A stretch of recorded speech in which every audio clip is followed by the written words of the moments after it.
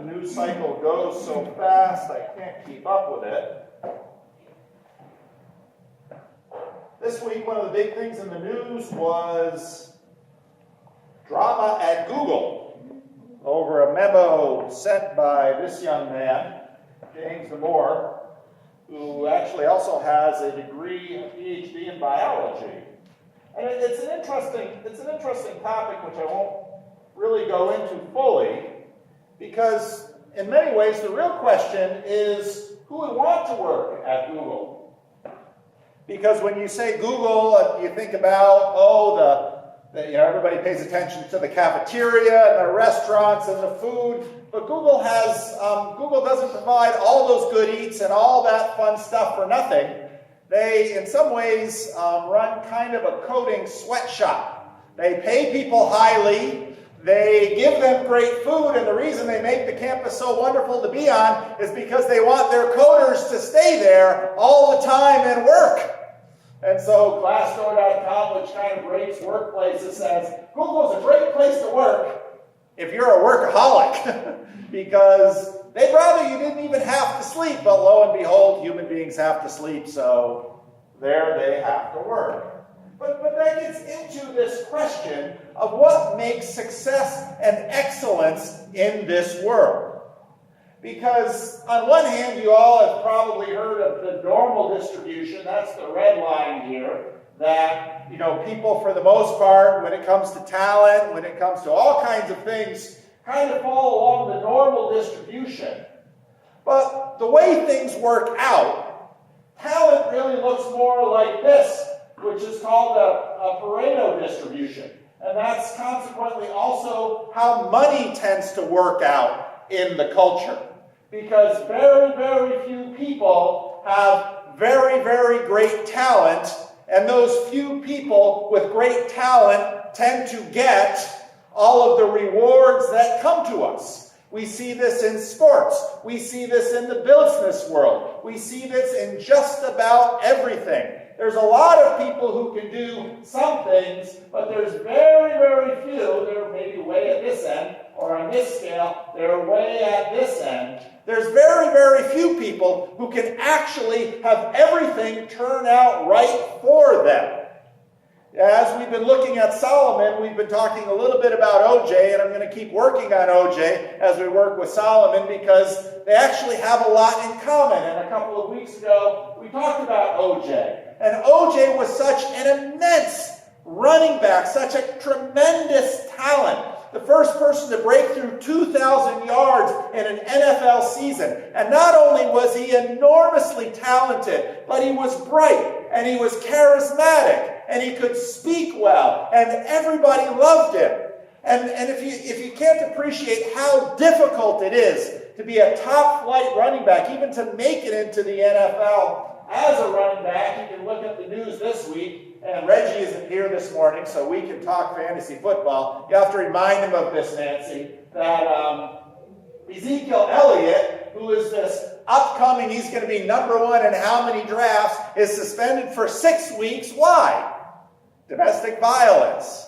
And so even if you have the talent to be a running back, you have to train. This is the 10,000-hour rule that Malcolm Gladwell wrote in his book Outliers. That if you want to be good at something, you have to work on it really hard. And if you want to be the best of something, let's say Gigi decides she wants to have a career as a concert pianist. You know how much she would have to practice to be that? She would be at that piano 6, 8, 10 hours a day. And the reason is because if she isn't, no matter how talented she is, if someone's just a little less talented, but they're practicing twice as much as she has, guess who's going to win the competition? So not only do you need talent, not only do you need to work really, really hard, not only do you need to avoid the pitfalls of, let's say, drugs or alcohol or violence or how many different ways that we see young athletes stumble. All of this, but also you need to have the right team at the right time, at the right moment, and the right look. And if all of those things come together, then you can reach the top of your field. If you look at Olympians, they dedicate all of their time in a tiny, tiny little thing like pole vaulting to become the best. But then, if you do that, then the next question is, what's next? Because OJ reached the top of the pinnacle for NFL running backs, but how long do NFL running backs last? About 30, 31, 32, they're done. And then what's next? 75% of players in the NFL, 2 years after their retirement, are broke or divorced or both. 75%. So if you have a friend who makes it into the NFL and they say, oh, wow, that looks great. Well, maybe it is, and maybe it isn't. So then OJ, after the NFL, the question was, what's next? And again, OJ was incredibly talented, incredibly charismatic. I mean, everybody loved this man. I mean, again, we all see him through the filters of obviously what will come next in his life. But when you look at OJ, you have to think about Michael Jordan or LeBron James or someone that we look at now with just awe. And so OJ did the incredible thing of not only reaching the peak of the NFL, but then being able to leverage that into an advertising career to make money from Hertz. And if you're old enough like me, you remember him running through airports. But then also, if you remember Roots, he was Kunta Kinte's father in Roots. I mean, he had an acting career. And so after football, he kept trying to climb other ladders. And again, if you haven't seen it's a long documentary, a number of hours OJ made in America. Watch it, because it's amazing how it chronicles his story. But here's the thing about these hierarchies and about human beings. There's so many of them. There's sports, and of sports, there's the NFL. OJ wouldn't have been a star in the NBA. He might have, some of the times these guys are so talented, maybe he could have gotten into the NBA, but he probably wouldn't have been a star. Not tall enough. And so you climb a ladder, you reach the top of a hierarchy in a tiny little thing, but when you look at human beings, there's so many ladders, there's so many hierarchies. Now, why are we talking about this?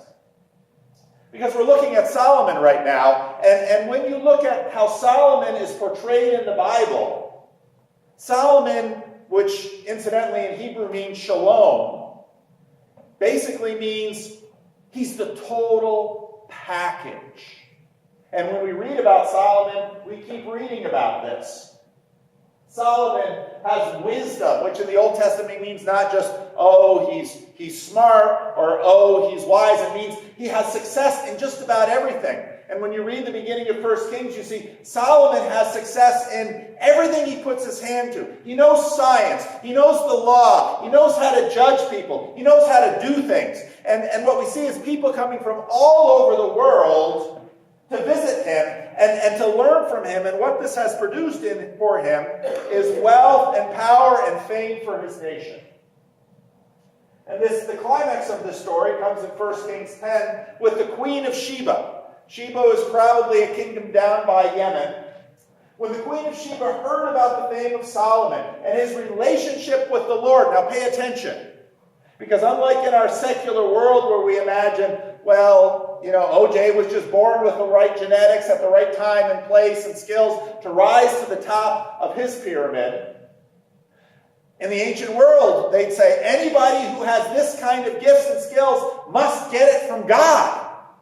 And so when word gets out about Solomon, people want to go and hear, because if Solomon has this kind of power and wisdom, then maybe God works through him. And here's the thing. If, let's say, any member of the kings came in and sat down here, even ex-members of the kings like Vladi came, all of you would want to get to know him. And if Vladi started coming to our church, you'd say, Vladi goes to my church. I mean, that's the way people work. And so Solomon seems to have it going on. So the Queen of Sheba comes and visits Solomon. Arriving at at Jerusalem with a great caravan, with camels carrying spices, large quantities of gold and precious stones, she came to Solomon and talked with him about all she had on her mind. Solomon answered all her questions. Nothing was too hard for the king to explain. Again, the picture here is that Solomon is the ultimate man. When the queen of Sheba saw the wisdom of Solomon and the palace he had built, the food on his table and seating of his officials, the attending servants in their robes, the cupbearers, the burnt offerings he made at the temple of the Lord, she was overwhelmed. She said to the king, "The report I had heard in my own country about your achievements and your wisdom is true, but I did not believe these things until I came and saw with my own eyes. Indeed, not even half was told me. In wisdom and wealth you have far exceeded the report I heard. How happy your people must be. How happy your officials, who continually stand before you and hear your wisdom. Praise be to the Lord your God, who has delighted in you and placed on you the throne of Israel. Because the Lord's eternal love for Israel has made you king to maintain justice and righteousness." If you understand anything about the Old Testament, this is the pinnacle. Because the entire mission of Israel was exactly this: that the Lord would manifest himself in Israel, and the nations of the world would come to Israel to see what life was supposed to be like. When sometimes we talk about heaven, you'll hear things like streets paved of gold. We're going to get into this because there's so much gold in Solomon's kingdom, silver is like nothing. Then the king made a great throne covered with ivory and overlaid with fine gold. The throne had 6 steps, and its back had a rounded top. On both sides of the seats were armrests with a lion besides each of them. 12 lions stood on the 6 steps, one at each of the steps. Nothing like it had ever been made in any other kingdom. This is kingdom come on earth in real time in history. All king's goblets were gold, and all the household articles in the palace of the forest of Lebanon were pure gold. Nothing was made of silver, because silver was considered of little value in Solomon's day. The king had a fleet of trading ships at the sea, along with the ships of Hiram. Once every 3 years it returned carrying gold and silver and ivory and apes and baboons. The king was greater in riches and wisdom than any other kingdom of the earth.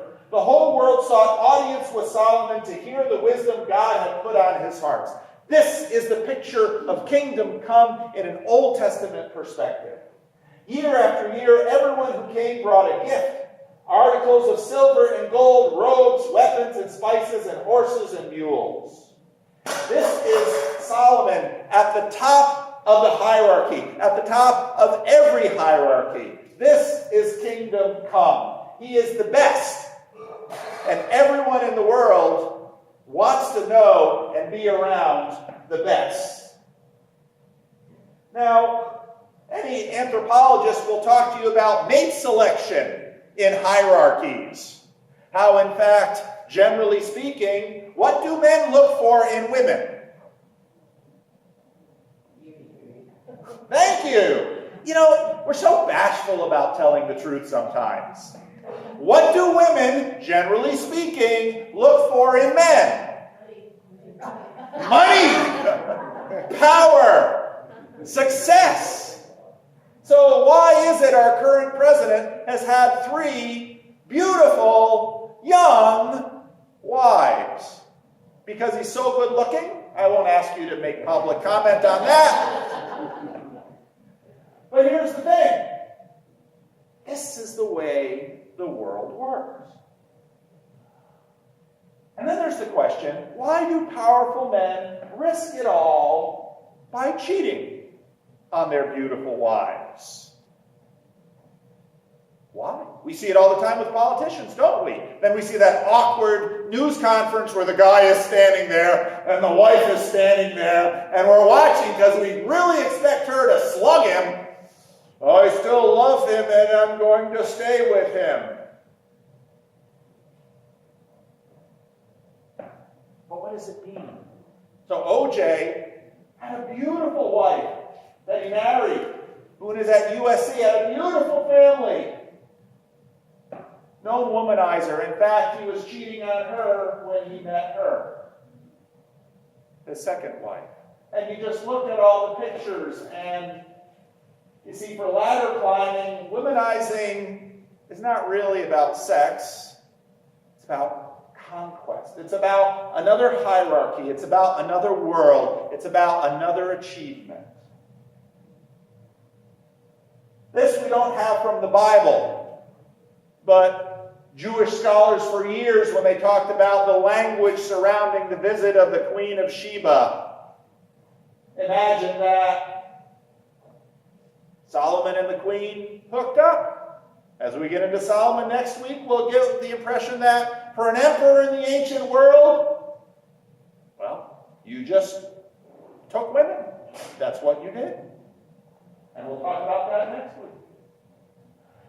One of the things that you notice, if you look, however, at the story in 1 Kings, is that there's a refrain that happens. And in Hebrew, emphasis is drawn by repetition. And what you see in the beginning of the book of Kings is God says again and again, at each point, David says to Solomon, remember the decrees of the Lord. Remember the decrees of the Lord. Remember the decrees of the Lord. Again and again and again, this gets repeated. Well, why?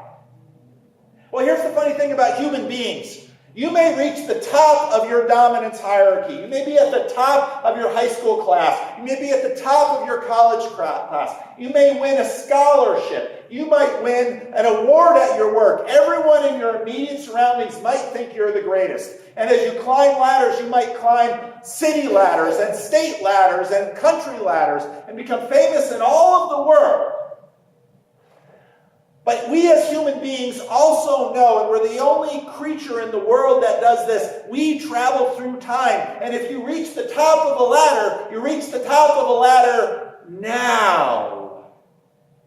And what happens tomorrow or the next day or the next day? And if you look at these decrees, everything that the Lord said is future-oriented. If you obey my decrees, then this comes in the future. If you obey my decrees, then this comes to the future. Because then it's like, because once you reach the top of a hierarchy, you say, how can I stay here? How can I keep this? What other ladders can I climb? And how can I not slip down? And what we saw in Solomon's father David was Bathsheba. And that whole episode, which was indicative of the Lord comes to him and says, no. And into this has come this idea which has come into our culture through law and into our culture where we say that no one is above the law. That there is a law that no matter what ladder you climb, you cannot get above. That all of us are answerable to the law. In fact, the book of Proverbs says, the fear of the Lord is the beginning of wisdom. Well then, of course, for us ladder climbers, we think, okay, so I can put in my 10,000 hours if I have the right talent, the right genetics, the right practice, the right moment. Then if I add morality to all of my assets, then I can win. And I say, well, if you want to try, go right ahead.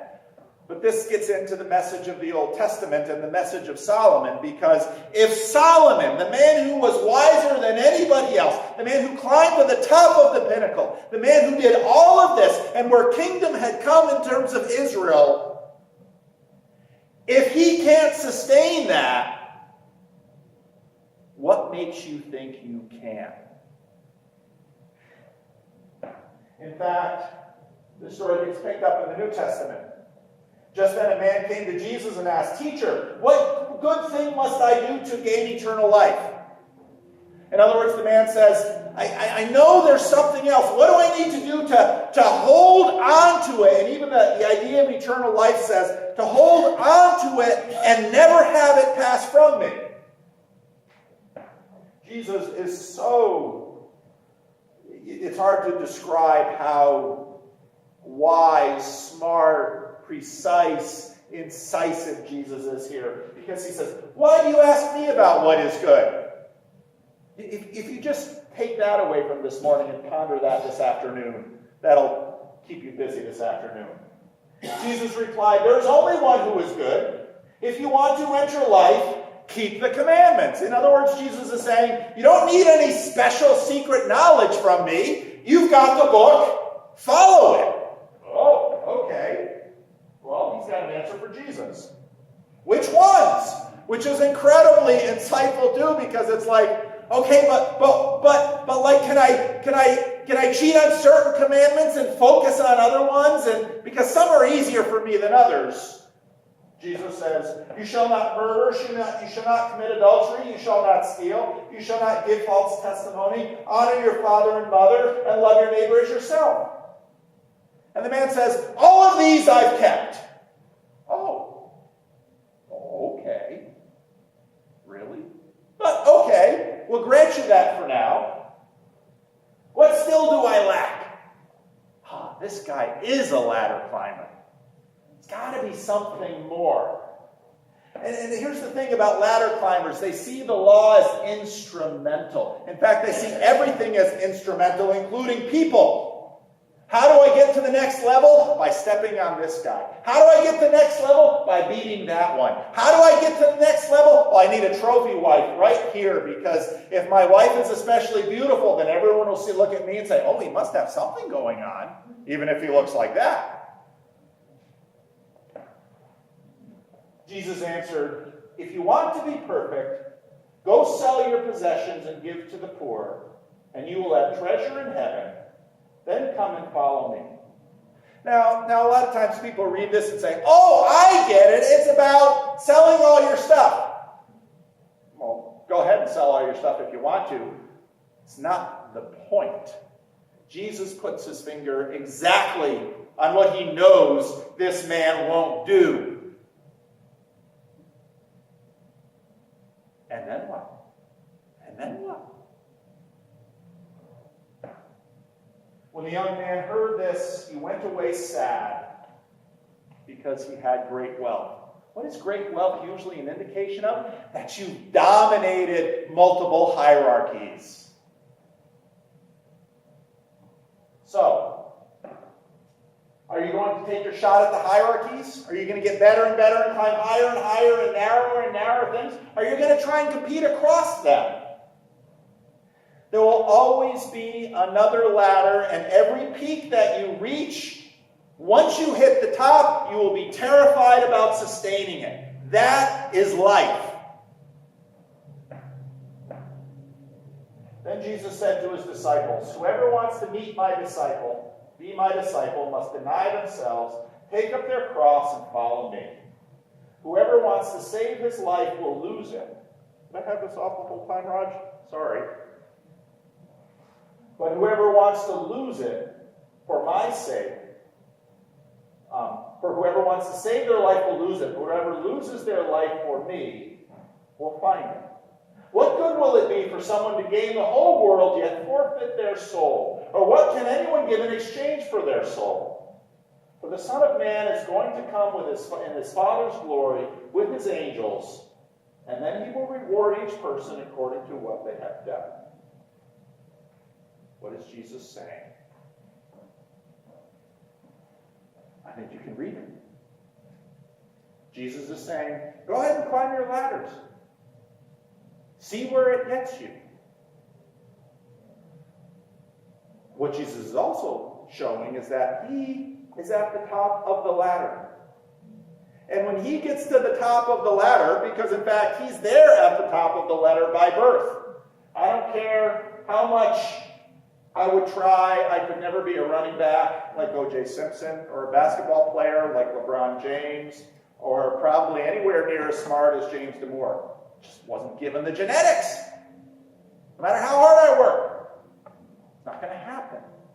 Jesus comes into this world, the Son of God, and what does he do? On the night he was betrayed, he took bread and he broke it. Crackers are gluten-free. He said, this is my body, broken for you. As often as you eat this, remember me. Well, what does he mean? Well, he means that to actually be on top of the ladder, which is obviously where God and Jesus are, means to be the servant of all. I've kept all the commandments. What more do I lack? Sell all your stuff and give it to the poor. Huh?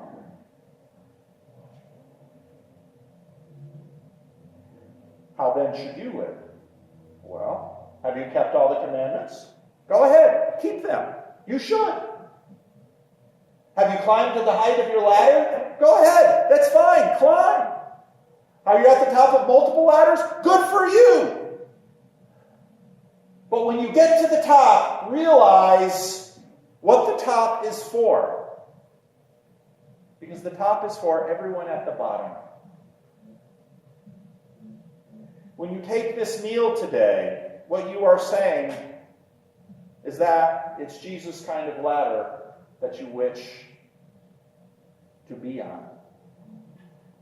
It's his ladder. And we follow him.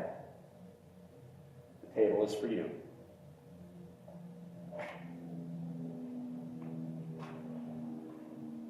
You don't need to take a whole cracker if you don't want one. You can break it and just have a piece.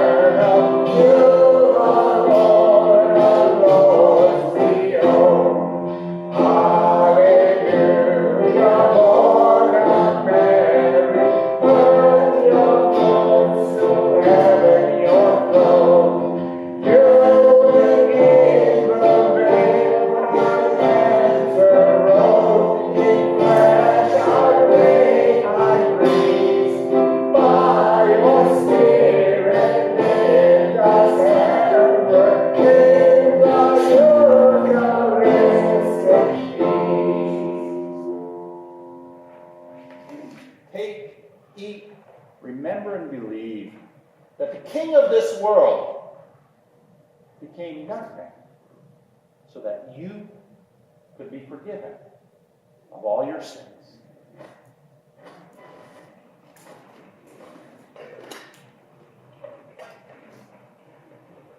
That same evening, he took a cup and said, "This is a new covenant in my blood. This is a new relationship. This is a new relationship between you and the Father, but not bought with the blood of animals, but bought with the blood of the King of Kings." The table is for you.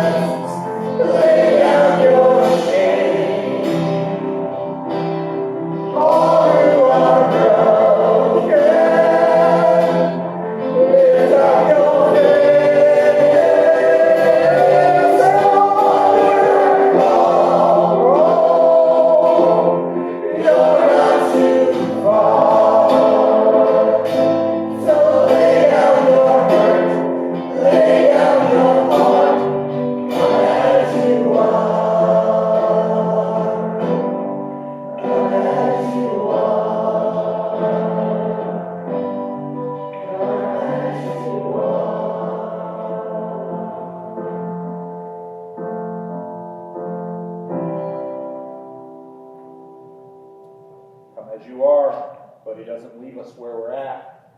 Take, drink, remember, and believe that the blood of our Lord was given for the complete forgiveness of all your sins. Would you stand?